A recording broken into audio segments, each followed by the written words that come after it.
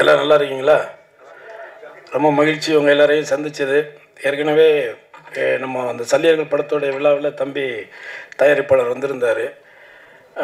தம்பி அன்னைக்கு பேசும்பொழுது எப்படி பேசினாரோ அதே தான் இன்றைக்கும் பேசியிருக்காரு.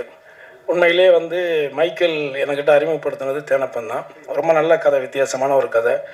அந்த பையன் இவ்வளோ அணித்தரமாக அழுத்தமாக பேசுகிறதுக்கு காரணம் கடினமாக உழைச்சிருக்கார். அவருடைய ப்ராடக்ட் மேலே அவருக்கு ரொம்ப நம்பிக்கை இருக்குது. அதே மாதிரி சிவா ரொம்ப தங்கமான ஒரு ஆள். காசு இருக்கிறவங்களாம் நல்லவன்லாம் சொல்ல முடியாது. காசு இருக்குங்கிறதுக்காக அவனை நல்லவன்லாம் சொல்ல முடியாது. காசு தான் எல்லார்கிட்டையும் இருக்கு. காசு வச்சுருக்கவங்களாம் நல்லவன் கிடையாது இல்லை.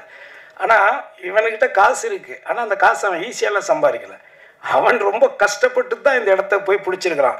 கவிஞர் தம்பி சினேகன் சொன்னது மாதிரி அவன் அந்த ஊரில் போய் நியூசிலாந்தில் போயிட்டு மெம்பர் ஆஃப் பார்லிமெண்ட் எலெக்ஷனில் தேர்ந்தெடுக்கிறான் ஒரு இந்தியனை. அதுவும் நம்ம ஆந்திராவுக்கு பக்கத்தில் இங்கே இருக்கிற நம்ம தமிழ்நாட்டுக்கு பக்கத்தில் இருக்கிறவனை தேர்ந்தெடுக்கிறாங்கிறதே அது நமக்கு ஒரு பெரிய வெற்றி தானே. ஸோ அதனால் அந்த இடத்துக்கு வர்றதுக்கும் தம்பி ரொம்ப உழைச்சி தான் இந்த இடத்துக்கு வந்திருக்கான். ஆனால் ரொம்ப ரொம்ப ஒரு அப்பழுக்கற்ற ஒரு தாய்ப்பால் மாதிரி அவன். அவ்வளோதான். இதுக்கு மேலே அவனை பற்றி நம்ம சொல்ல வேண்டியது கிடையாது. அவன் ஒரு தாய்ப்பால் மாதிரி அவனுடைய குணம் எல்லாமே.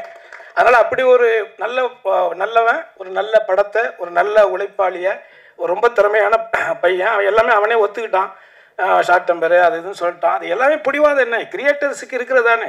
தான் நினைக்கிறத அவங்க கிடைக்கணும்னு நினைப்பாங்க. இப்போ என்னை பொறுத்த வரைக்கும் நான் நிறைய படம் நடிச்சிருக்கிறேன். சில படங்கள் எனக்கு பிடிக்கும், சில கதாபாத்திரங்கள் பிடிக்கும். 24 வருஷமாக இருக்கேன். நந்தாவில் லொடுக்கு பாண்டியன் நடித்ததுலேருந்து இன்னொரு வரைக்கும் ஒரு 24 வருஷம் நடிச்சுக்கிட்டு இருக்கேன். இடையில கொஞ்சம் ஒரு 6-7 வருஷம் நடிக்காமல் போயிட்டேன். ஆனால் இது வரைக்கும் நான் யார் ஆஃபீஸ்லையும் போயிட்டு எனக்கு நடிக்கிறதுக்கெல்லாம் வாய்ப்பெல்லாம் நான் கேட்டதே கிடையாது. ஏன்னா எப்போ நம்ம அந்த வேலையை செஞ்சிட்டோம்னா அதுக்கப்புறம் நம்ம நடிக்கவே முடியாது. நம்மளை யாரும் கூப்பிட மாட்டாங்க.